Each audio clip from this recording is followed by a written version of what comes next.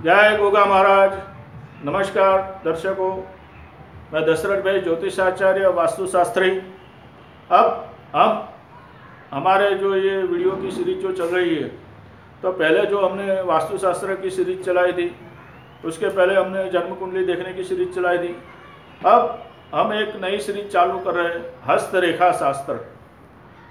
तो ये वीडियो में मैं पूरा जो है वो आपको हस्तरेखा शास्त्र जो है उसकी सारी जानकारी दूंगा, और आगे के वीडियो में हम किन किन विभागों पे चर्चा करने वाले हैं हस्तरेखा में, वो मैं आपको पूरी जानकारी दूंगा। तो हस्तरेखा क्या है उसके बारे में हम जानते हैं। तो दर्शकों, जैसे मेरे चैनल का नाम है जय गोगा एस्ट्रोलॉजी वास्तु, और मेरा कॉन्टैक्ट नंबर है 9898290870। आप मुझ पर कंसल्टेशन के लिए कॉल कर सकते हैं। और अब हम हस्तरेखा शास्त्र की बात करते हैं। तो हस्तरेखा शास्त्र जो है उसे पुराणों में से जो सामुद्रिक शास्त्र था, सामुद्रिक शास्त्र यानी कि आप उसके नाम से ही समझ जाइए कि वो सामुद्रिक शास्त्र, यानी कि पूरे जो शरीर है, अपने बाल से लेके पैर के तलिए तक का जो विवरण है, जो चिन्ह है, उससे हम इंसान को जान सकते हैं कि ये इंसान कैसा होगा, आगे जाके कैसा बनेगा, इसके जीवन में क्या क्या घटना सामुद्रिक शास्त्र से हम जान सकते हैं कि भाई इंसान के शरीर में कहीं यहाँ पे तिल है तो इंसान का स्वभाव कैसा होगा, अगर इंसान के पीठ पे तिल है तो इंसान का स्वभाव कैसा होगा, अगर इंसान का नाक लंबा है तो बहुत ही एग्रेसिव होगा। तो ऐसा सामुद्रिक शास्त्र जो है वो पूरा शरीर का शास्त्र है, और उसमें से जो हस्तरेखा है वो सिर्फ अपने हाथ को देख के हम इंसान का भविष्य बताते हैं कि इंसान कैसा होगा और उसके साथ साथ क्या घटित होगा। तो जब हम हस्तरेखा की बात करते हैं तो देखिए, जो भी भविष्य देखने वाले जो शास्त्र है उसमें पहले नंबर पे आता है जन्म कुंडली। और जब जन्म कुंडली हम देखते हैं तो जो जन्म कुंडली है वो आकाश के ग्रहों से जुड़ी हुई है, यानी कि आकाश के ग्रहों की गणना के हिसाब से आपका भविष्य कैसा होगा ये हम बताते हैं। दूसरा जो शास्त्र है उसे हम वास्तुशास्त्र कहते हैं। तो वो जो है वो भूमि से जुड़ा हुआ शास्त्र है, आप जो जगह पे रह रहे उसका शास्त्र है, यानी कि जगह को देख के, आपके घर को, आपके मकान को देख के ये बता सकते हैं कि भाई आपका जीवन कैसा चल रहा है और आगे कैसा चलना चाहिए। लेकिन जो हस्तरेखा शास्त्र है, जो हस्तरेखा है, वो हमारे शरीर से जुड़ा हुआ अंग है, यानी कि ये जो हाथ है ये हमारे शरीर से जुड़ा हुआ है। इसके लिए ना तो कहीं पर स्थान की जरूरत है, ना कोई ग्रहों की जरूरत है, आपके हाथ की जरूरत है और आपकी उपस्थिति की जरूरत है। देखिए, मोबाइल पे या किसी फोटो में हाथ देख के किसी का भी हस्तरेखा पे भविष्यवाणी नहीं की जा सकती। अगर इंसान रूबरू हमारे सामने है तो ही उसका हाथ देख के हम भविष्यवाणी कर सकते हैं, क्योंकि हस्तरेखा जो है वो पूरे शरीरों का लक्षण देखने के बाद उसकी भविष्यवाणी की जाती है। तो आप ये जान के चलिए कि हस्तरेखा के अंदर हम बहुत ही ज़्यादा डीप में चर्चा करने वाले हैं। तो दूसरी बात, जब हस्तरेखा की बात आती है तो शुरुआत जो होती है ये उंगलियों से होती है।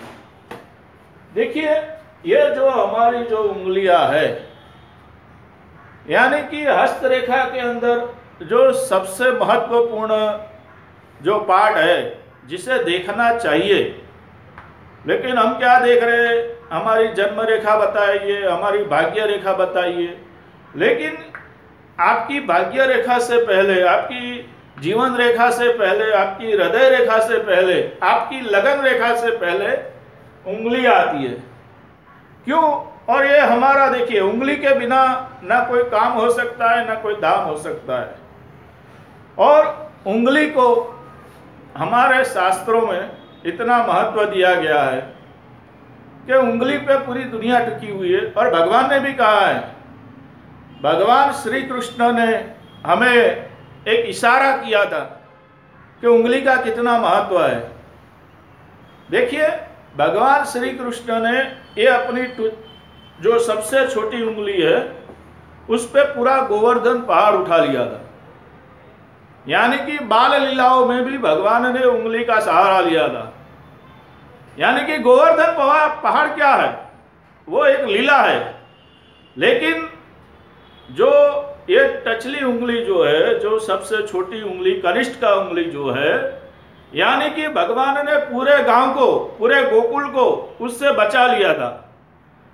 इंद्र के कोप से भगवान श्री कृष्ण ने अपनी टुचली उंगली पे पूरा गोवर्धन पहाड़ उठा के सारे गोकुल को बचा लिया था। यानी कि अगर आपकी ये सबसे छोटी उंगली अगर ज्योतिष हस्तरेखा शास्त्र के हिसाब से बरोबर है, तो आप अपने जीवन की पूरी जवाबदारी निभा सकते हैं। मैं ये बात आपको बताना चाहता हूँ कि उंगली का क्या रहस्य है। दूसरा देखिए, भगवान श्री कृष्ण विष्णु के अवतार है, और विष्णु जो है वो सदैव चक्रधारी है। अपनी ये तर्जनी उंगली पे उन्होंने चक्र धारण किया हुआ है। तो आप देखिए कि तर्जनी उंगली जो है, यानी कि भगवान ने उंगली का सहारा लिया है। देखिए, यानी कि भगवान ये जो तर्जनी उंगली जो है वो हमारे हस्तरेखा शास्त्र में तर्जनी उंगली का बहुत ही महत्व है। और जिसकी तर्जनी उंगली सही होगी हस्तरेखा के हिसाब से, हस्तरेखा जो शास्त्र है उसके हिसाब से, तो उसके पास सारे अधिकार होते हैं, उसके पास न्याय होता है, उसके पास पूरी शक्ति होती है। ये तर्जनी उंगली की ताकत है। अगर इसके अंदर सही निशान हो, सही तरह से इसकी लंबाई चौड़ाई हो, तो ये तर्जनी उंगली का इतना पावर है। और भगवान ने वो बताया है। द्रौपदी के चिर हरण पे भी देखिए, द्रौपदी जी ने भगवान की जो उंगली से जो खून बहता था उसको लपेटा, वो अपने दुपट्टा फाड़ के वो उंगली को उन्होंने जॉइंट किया था। तो आप देखिए भगवान का कितना महत्व है उंगली का। और उसी के हिसाब से द्रौपदी जी के चीर भगवान ने पूरे थे, ये भी आप समझ लीजिए।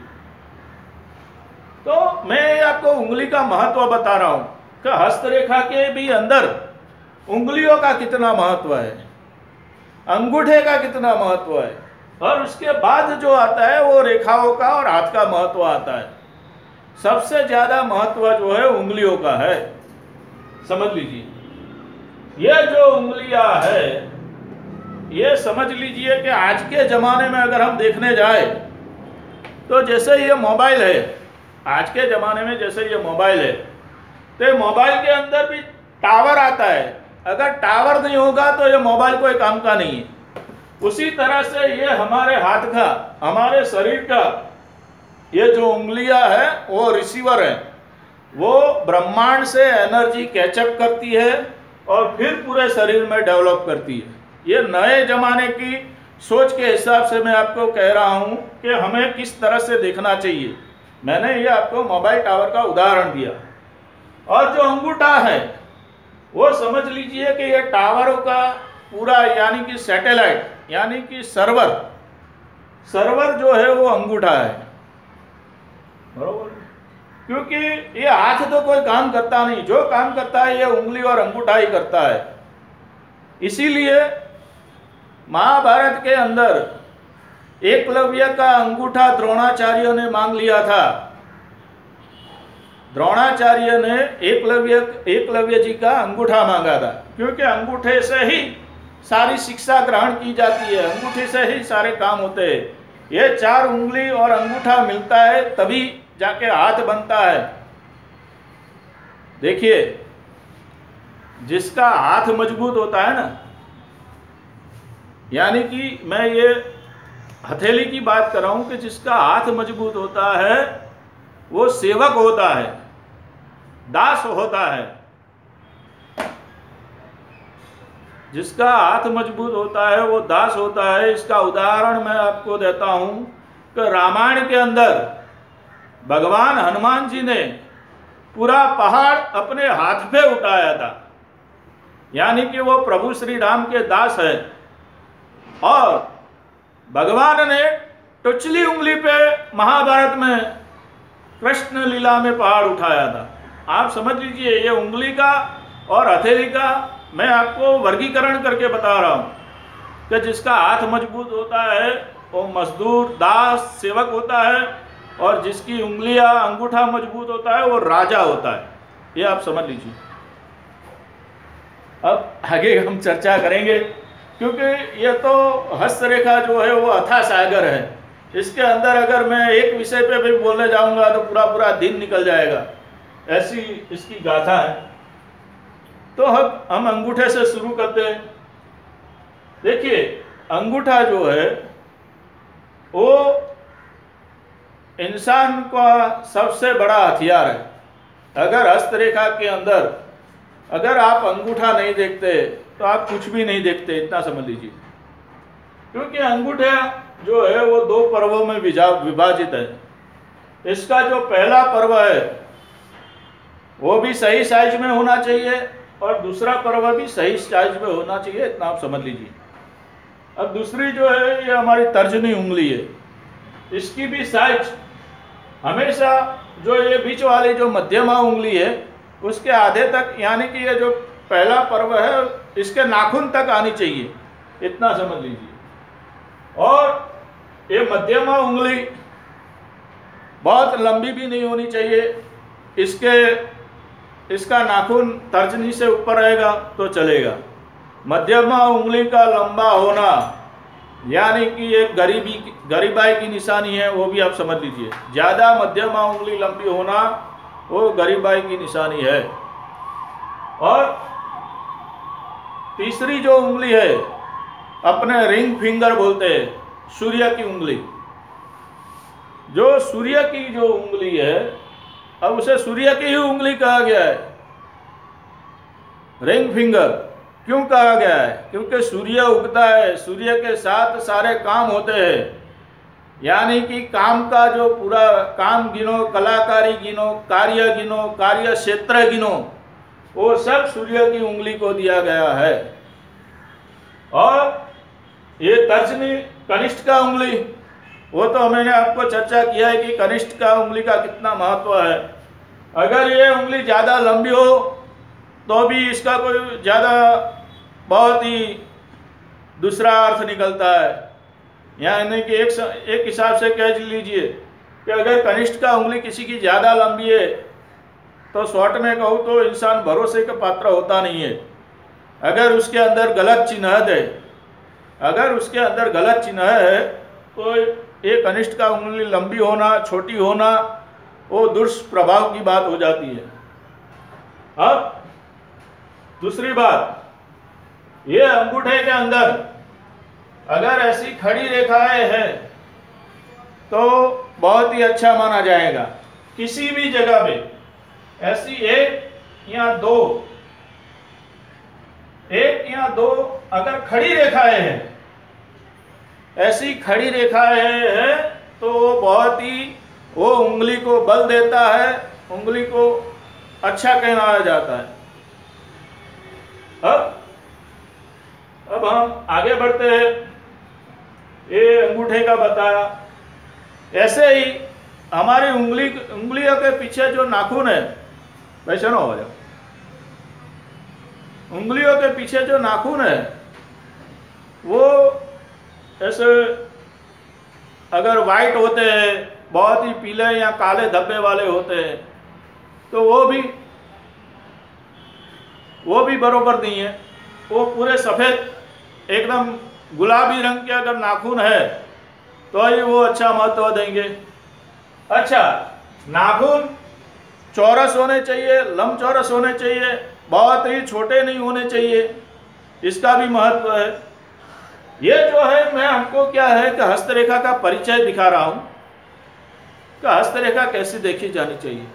आगे के एपिसोडों में हम पूरी चर्चा करेंगे, एक एक पॉइंट को हम लेंगे और उसका फल विवरण करेंगे कि उसका क्या फल होता है। छोटा नाखून होता है तो क्या फल होता है, बड़ा नाखून होता है तो क्या फल होता है, काला पीला नाखून होता है तो क्या फल होता है। ऐसे सारे फलों की चर्चा हम आने वाले अलग अलग वीडियो में करेंगे। आज मैं आपको जो हस्तरेखा है उसका परिचय दे रहा हूँ। अगर अभी तक मेरी चैनल को आपने सब्सक्राइब नहीं किया है तो सब्सक्राइब कीजिए। बहुत ही अच्छी जानकारियाँ हम आगे लाने वाले हैं। और मेरा ये ज्योतिष के अंदर पूरे 20 साल का अनुभव है और मैंने बहुत सारे हाथ देखे हैं, बहुत सारे राजनेताओं के हाथ भी देखे हैं, फिल्म कलाकारों के भी हाथ देखे, जो कलाकार नाटक में काम करते हैं उनके भी हाथ देखे हुए हैं, और जेल के कैदियों के भी हाथ देखे हुए हैं कि उनको क्यों सजा होती है। तो कहीं ना कहीं मैंने कुंडलियाँ भी, जन्म कुंडलियाँ भी बहुत देखी है। यानी कि पूरे पिछले 20 साल से मेरी जन्म कुंडली पे, वास्तु पे, हस्तरेखा पे और न्यूमरोलॉजी पे बहुत ही अच्छी पकड़ है और मैं लोगों को सिखाता भी हूँ।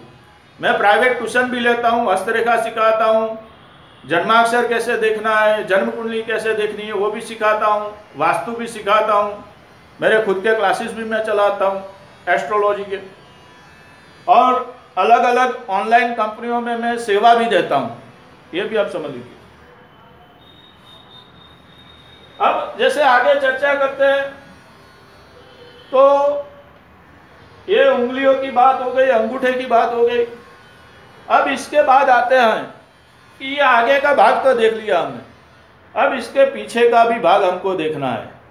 अगर ये पीछे का भाग को देख के भी हम भविष्यवाणी कर सकते हैं, ये अच्छा मासल है, यानी कि फुला हुआ है, टेकरे जैसा भाग है, अच्छा पीछा एकदम मुलायम, उसके अंदर जिने जिने रेशमी बाल है मुलायम, तो बहुत ही अच्छी बात होती है। यानी कि इसमें नसें भी दिखती है किसी किसी को, वो तात्विक हाथ होता है। यानी कि आगे का भाग और पीछे का भाग दोनों देखना चाहिए है। अब मोबाइल के अंदर कोई फोटो भेज देता है, हम कैसे पता करेंगे कि उसके पूरे हाथ का विवरण कैसा है या उसके शरीर का विवरण कैसा है। इसके लिए हमेशा हस्तरेखा किसी को भी दिखाओ तो उसको रूबरू जाके दिखाओ, तो उसमें आपको बहुत ही सटीक रिजल्ट मिलेगा। शास्त्र कोई भी गलत नहीं है, शायद देखने वाले की ज्ञान की शक्ति कितनी है उस पर आधार है। अब इसके अंदर देखिए, हम आते हैं हाथ की रेखाओं पे। तो हम जैसे यहाँ पर ये है हमारी हृदय रेखा, ये हमारी हृदय रेखा है। इसके बाद ये आती है हमारी मस्तक रेखा, इसके बाद ये आती है हमारी जीवन रेखा। ये हृदय रेखा, ये मस्तक रेखा और ये जीवन रेखा, ये तीनों का संगम गंगा जमुना सरस्वती का संगम है। आप इतना समझ लीजिए, जितना हिंदुस्तान के लिए, हमारे भारतवासियों के लिए गंगा जमुना सरस्वती का महत्व है, नदियों का, ये 3 नदियों का हमारे हाथ में होना इतना ही महत्वपूर्ण है, ये आप समझ लीजिए। अब इसके आगे दूसरी एक रेखा आती है भाग्य रेखा, यानी कि ये जो है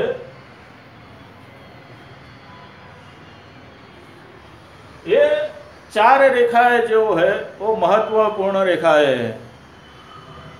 अब इसके बाद में आती है ये लग्न रेखा, ये सूर्य रेखा, ये सारी मैं रेखाएं आपको गिनवा रहा हूं। फिर यहां से ये प्रवास की रेखा आती है, और ये जो है ये मंगल रेखा है।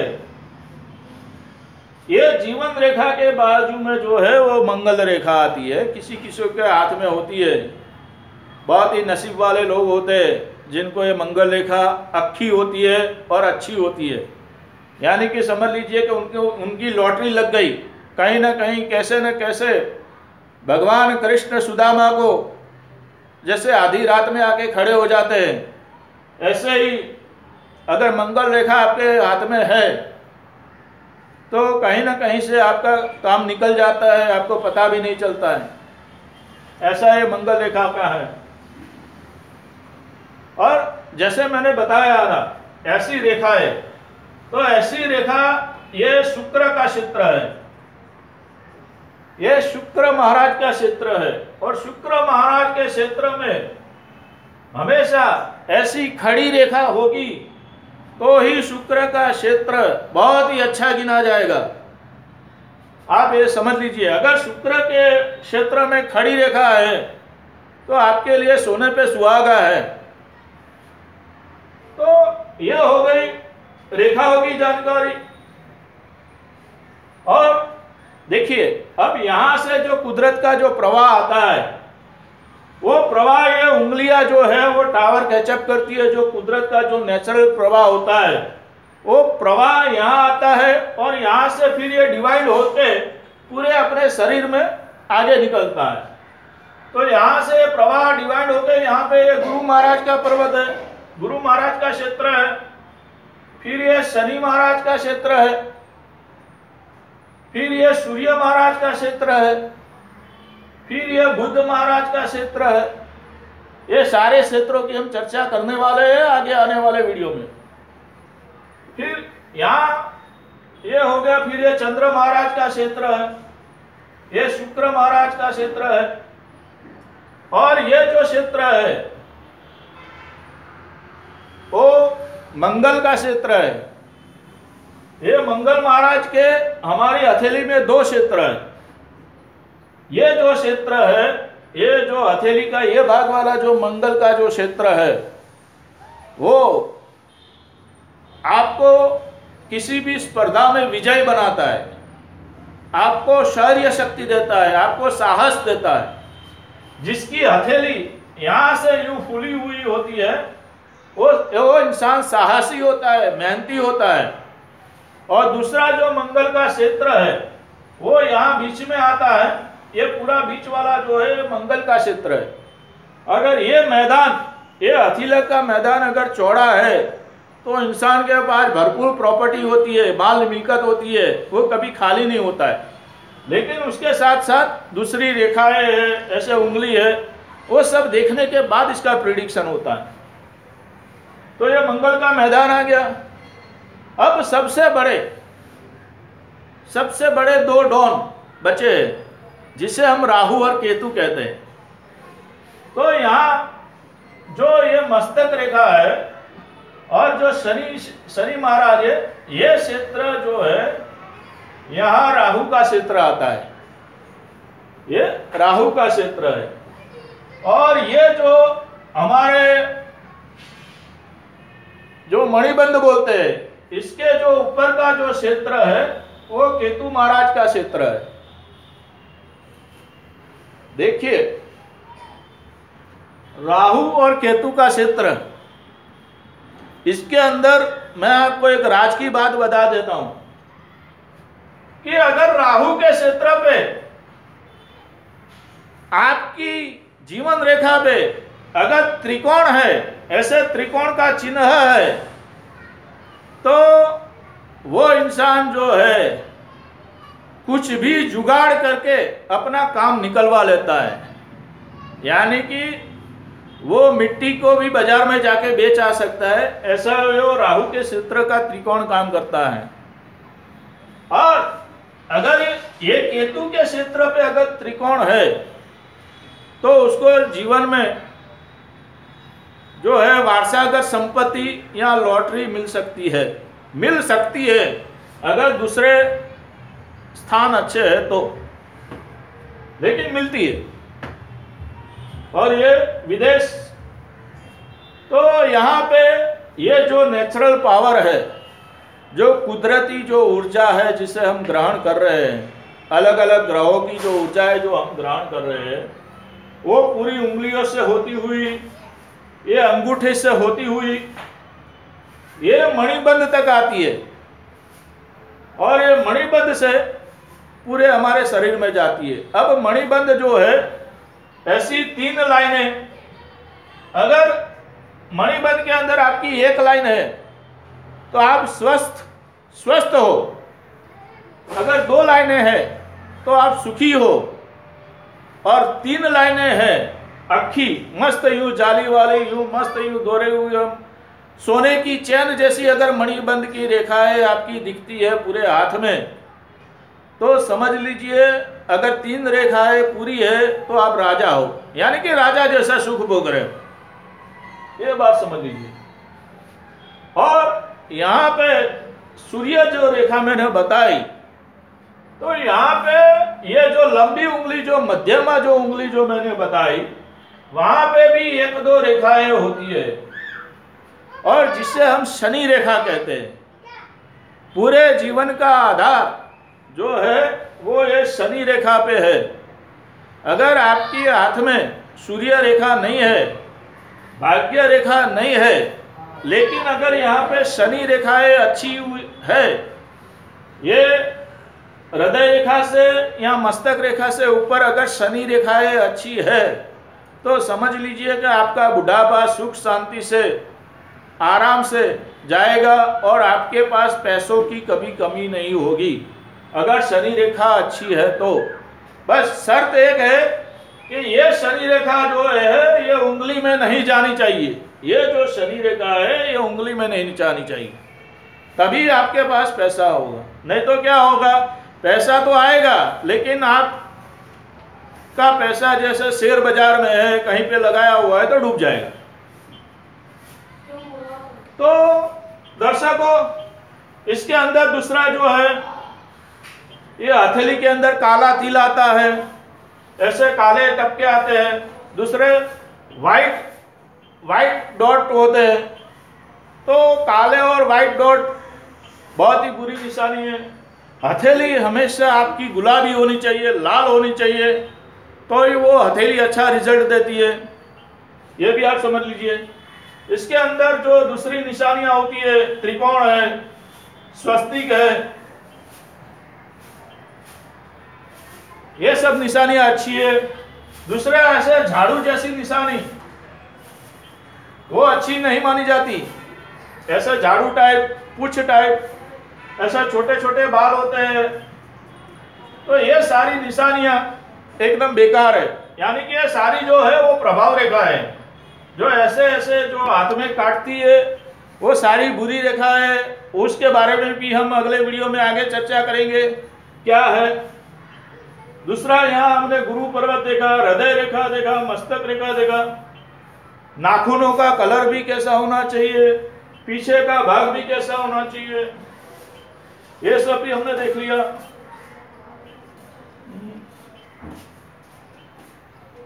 यानी कि जो बात कुल मिला के मैंने आपको पूरा हस्त रेखा का जो है वो आपको एक परिचय दे दिया है कि हम इस तरह से हस्त रेखा को, जो मैंने पॉइंट जो आपको बताया है जो सारी रेखा के, उसकी चर्चा हम आने वाले वीडियो में ये 1 बाय 1 करते जाएंगे।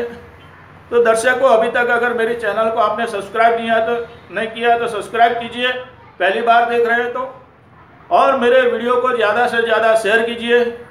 और मेरे अनुभव का लाभ अगर आपको लगा है कि मेरी जानकारी बहुत ही यूज़फुल है और आगे जाके भी मैं ऐसी यूज़फुल जानकारी देने वाला हूँ, तो आज के लिए इतना ही।